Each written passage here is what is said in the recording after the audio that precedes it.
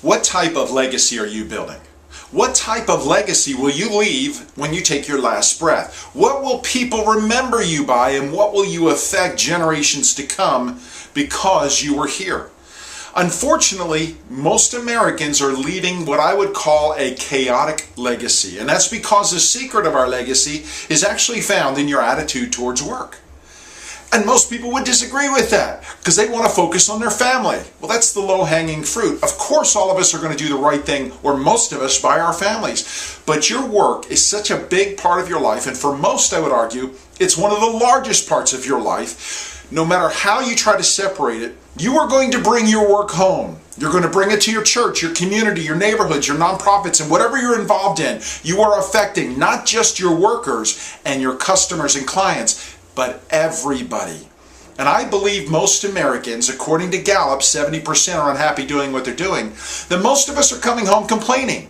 And we're doing that in front of our children and our spouses, our neighbors and our friends at our churches. We're complaining about the job. We don't like it. We don't feel connected to it. And that's causing a lot of frustration. That's causing a legacy. That's why children are growing up with the attitude that, I don't want a job. Jobs are bad. Fridays are good, weekends are good, vacation is good, retirement is good, golfing is good, but jobs are bad. And they're getting that from us parents because we're coming home frustrated. So my question to you again is, what type of legacy are you creating for you, your family, your neighborhood, your community, your churches? Take a look at what you're saying and how you view your work. That decides your legacy. Are you excited about it? Do you want to come into work? Are you throwing yourself into it? Because at work, here's what a job is. A job is the opportunity to change someone's life. That's legacy building. That's true legacy building.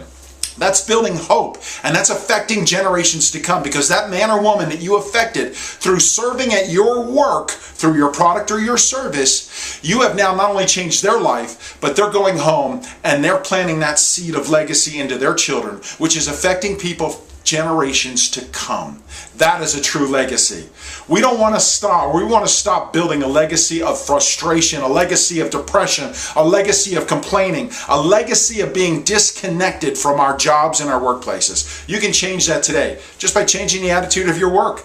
My name is Ed Carcarey, and I'd love to connect with you at edcarcarey.com. Find your passion, and you will find your life.